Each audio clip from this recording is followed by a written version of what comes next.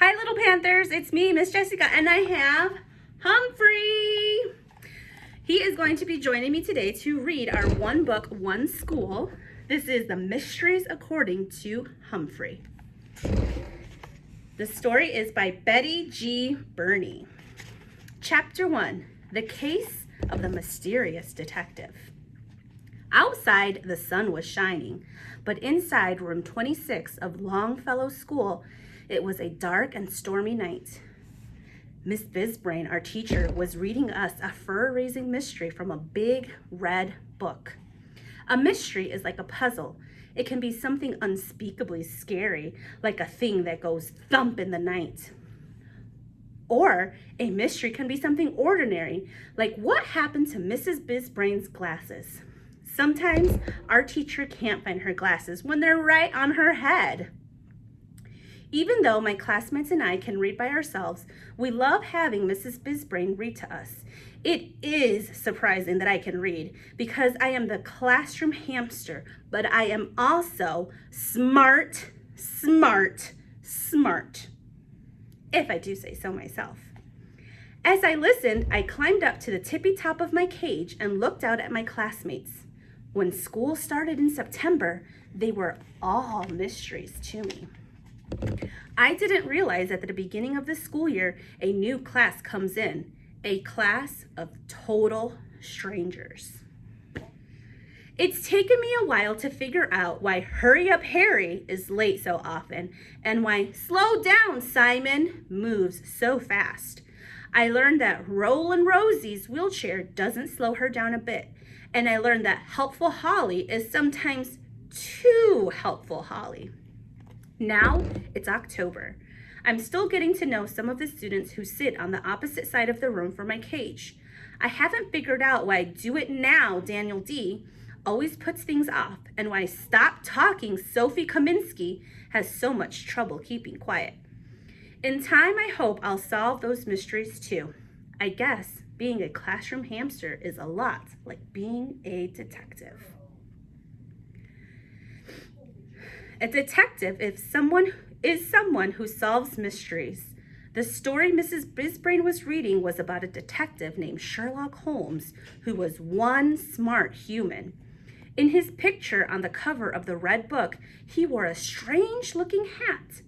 Mrs. Bizbrain said it was called a deer-stalker hat. She also said he sometimes played the violin to help him think, which made me wish I had a violin of my own. There were a lot of stories in this book. This puzzling mystery had to do with a man with flaming red hair named Mr. Jabez Wilson. He came to Sherlock Holmes and explained something strange that had happened to him. It started when he saw an ad in the newspaper for a job that was only for a person with flaming red hair. I guess that's why the name of the story was The Adventure of the Red-Headed League. Mrs. Bizbrain asked us, why would they want someone with red hair only? Kelsey Kirkpatrick's hand shut up so fast she almost hit just Joey, who sat next to her. Please be careful, Kelsey, Mrs. Bizbrain said. So what do you think? Kelsey said, they must be looking for somebody smart. Everybody knows that redheads are the smartest people. My classmates all laughed because Kelsey has red hair. Naturally, she would think red-haired people are the smartest. Mrs. Bizbrain laughed too. Yes, Kelsey, some red-haired people are very smart, but I don't think that was the reason. She asked if we had any other ideas. I thought and thought. If the job needed someone smart, I think they might look for a clever hamster like me. Like you, Humphrey.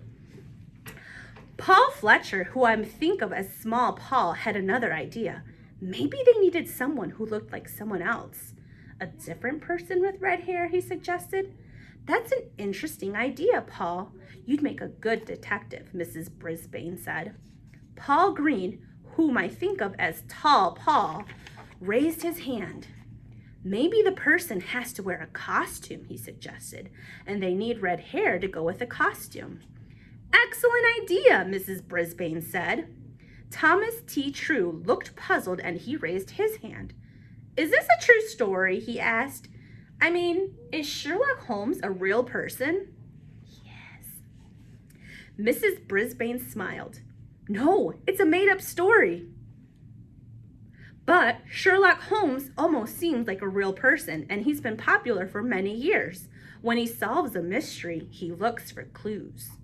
She explained that a clue is information that helps you solve a mystery, and Sherlock Holmes was always looking for clues, because a good detective always has to be sharp-eyed. Mrs. Brisbane read some more. The red-haired man got hired, but it turned out that the job was nothing more than copying out of the encyclopedia every evening. What a strange job! Why would anyone need someone to copy the encyclopedia? And why would the person have to have red hair? This was a mystery indeed. Suddenly, Mrs. Brisbane stopped reading and closed the book. Eek! I squeaked. My classmates all groaned and begged her to read more, but it was almost time for an afternoon recess. When you come back, I'll have a different kind of mystery for you, she said, which got us all excited again. Soon the classroom was empty except for Og the frog and me.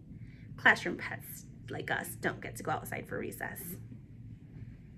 Once we were alone, I squeaked to my neighbor who lives in a tank next to my cage. Og, why do you think that ad asked for someone with red hair? He splashed around a little in the water side of his tank and then leapt up and said, boing, boing. He sounds like a broken guitar string, but he can't help it. It's just the sound he makes. I guess Og doesn't know much about red hair. He doesn't have any hair or fur at all, and he's very, very, very green. I don't have any ideas either, I said, but I'm sure going to think about it. When my friends came back, they were anxious to hear about the other mystery. You know, class, when we read, we're all detectives, the teacher said. We all looked puzzled. Sometimes we come across a word we don't know, right? She asked. Everyone nodded, including me. So to figure out what the word means, we look for a clue, Mrs. Brisbane continued, just like Sherlock Holmes. Try this sentence. Then Mrs. Brisbane wrote something very mysterious on the board. The twins looked so much alike, I was pie-whacked when I tried to tell them apart. Pie-whacked? That word had never been on our vocabulary list. Lots of my friends giggled when they saw the word. Who knows what pie-whacked means? Mrs. Brisbane asked. Thomas raised his hand. I think it means hit someone in the face with a pie. Everybody laughed, including me, but that didn't make much sense in the sentence about the twins. Let's try again, Mrs. Brisbane said. She wrote another sentence. The rules of soccer can be very pie-whacking if you've never seen a game before. This time, more students giggled. Pie-whacked? Pie-whacking? What was she trying to say? Were the pies flying at the soccer game? Look at how the word is used in the sentences to get some clues, she told us. Mrs. Brisbane wrote one more sentence on the board. When the teacher put the wrong answers on the board, there was a lot of pie-whackation in the classroom. Pie-whackation? Was there a pie fight in the classroom? Or had my teacher lost her mind? I'm confused, I blurted out, even though all my human friends heard was squeak. Confusion, Slow down, Simon shouted. I'm sorry to say he forgot to raise his hand before speaking. Confused, too helpful, Holly said. She raised her hand, but she didn't wait for the teacher to call on her before speaking. Let's see if that word works, Mrs. Brisbane said with a smile. The twins look so much alike, I was confused when I tried to tell them apart. That worked for me. How about, the rules of soccer can be very confusing if you've never seen a game before, she continued. And finally, when the teacher put the wrong answers on the board, there was a lot of confusion in the classroom. Now I was positive that pie-whacked meant confuse. For your homework tonight, here are 5 more mystery words to figure out, she said as she handed Rolling Rosie the homework sheets to pass out. Unfortunately, Rosie didn't give me one, so I couldn't see what the mystery words were. I tried making up my own mystery words like flapple and scare it, but they just made me hungry. At the end of the day, just before the bell rang, the door to room 26 swung open and in walked Mrs. Wright, the physical education teacher. She was clutching a pink jacket and, as usual, wore a shiny silver whistle on a cord around her neck. Mrs. Wright likes to blow that whistle, and when she does, it makes my ears wiggle and the fur on my neck stands up. It's loud, loud, loud. Way too loud for the small, sensitive ears of a hamster. Mrs. Wright also likes rules. Okay, she loves rules. I can understand why someone who teaches children to play games would love rules, because rules are very important to games. But to squeak the truth, I think she loves rules just a teeny bit too much, and I think Mrs. Brisbane agrees with me. Yes, Mrs. Wright? Our teacher asked. Mrs. Wright raised the pink jacket up high. I believe this belongs to one of your students, she said. Normally, I would put it in the lost and found in my office, but her name was inside and I thought she might need it. It's quite chilly out there. Phoebe Pratt? Poor forgetful Phoebe looked embarrassed as she walked over to get the jacket. Sorry, Mrs. Wright, she said. Students must be responsible for their belongings, Mrs. Wright said. You'd be amazed at what treasures I have in the lost and found. Thank you, Mrs. Wright, Mrs. Brisbane replied. Mrs. Wright paused at the door and fingered her whistle. I steeled myself for a loud blast, but luckily she walked out the door silently. Thomas T. True waved his hand and Mrs. Brisbane called on him. Don't go to that lost and found, he said. I went there last year and it was a scary place. Now, what was scary about it? Mrs. Brisbane asked. Thomas's eyes grew wide. There were creepy things like spider webs and claws. I felt a shiver. Some of my classmates giggled. Oh, and a dead snake. Thomas stopped and thought, maybe it was alive. And I'm pretty sure I saw a severed hand. I felt a quiver. There were gasps and more giggles, and some of my friends went, ew. Mrs. Brisbane walked between the tables toward Thomas. Are you sure that's true? Yes, ma'am, he said. At least, that's what I remember. Well, I don't think Mrs. Wright would keep any of those things in her lost and found, Mrs. Brisbane said. Maybe you just imagined it. Thomas thought for a second. Maybe, but I don't think so. Suddenly, the bell rang and my friends jumped up from their chairs. Slow Down Simon was the first one out the door, and my other friends were close behind him. After all of my classmates had left room 26, Mrs. Wright came back in. That Phoebe is quite forgetful, she said. Have you noticed? Yes, I have. We're working on it, Mrs. Brisbane said. I certainly figured out that Phoebe had a problem remembering things like homework and lunches, but I hadn't figured out why. All I really knew about Phoebe was that she lived with her grandmother, who seemed like an unsqueakable nice human.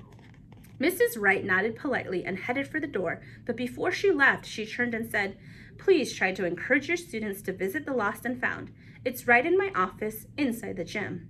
I'll do that, Mrs. Brisbane said. Mrs. Brisbane tidied up her desk for a few minutes. Then she wandered over to the table where Og and I lived next to the window. Have a good night, fellows, she said. I hope today wasn't too pie-whacking for you. See you in the morning. She laughed and then she left, just like on any other day. See you in the morning. That's what I said. I remember it so well. Later that night, Aldo came in to clean the classroom as he does every night. Never fear, Aldo's here, he boomed. Then he laughed, which made his big furry mustache shake. He went right to work, moving the tables and sweeping the floors, humming a happy-sounding song. When he got close to Mrs. Brisbane's desk, he stopped and picked up the red book. Hey, Sherlock Holmes, I love these stories, he said, thumbing through the pages. I remember that one about that red-headed guy. Tell me what happens, I shouted. Even Og splashed around in his tank. Boing, boing, he twanged. Sorry, I don't have time to read it to you, he told us. Too bad you can't read it yourself. Aldo probably knows me better than any of my human friends, but even he doesn't know that I can read. It's not easy for a small hamster to read a big, big, big book. That's why I like it when Mrs. Brisbane reads to us. I decided I could wait until the next day to hear her read more of the Red-Headed League, but it was nice to know that Aldo liked Sherlock Holmes as much as I do. After Aldo left, the room was silent. Og didn't splash. He didn't even say, boing! What was he thinking? We're good friends, but Og will always be a mystery to me. Humans are also very mysterious to me. I've learned a lot about them, but there are still so many things I don't understand. I took out the little notebook I keep hidden behind my mirror and started scribbling in it with my tiny pencil. Mysteries about humans.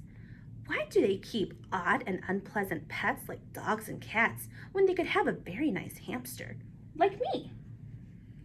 Why do they throw bits of leftover food away when they could store it like I do in my bedding or in my cheek pouch? Where are humans' cheek pouches? Why do humans laugh when they talk about poo, especially my poo? Mysteries about frogs. Why don't frogs have fur or even hair? Why can't frogs act just a little bit more like hamsters?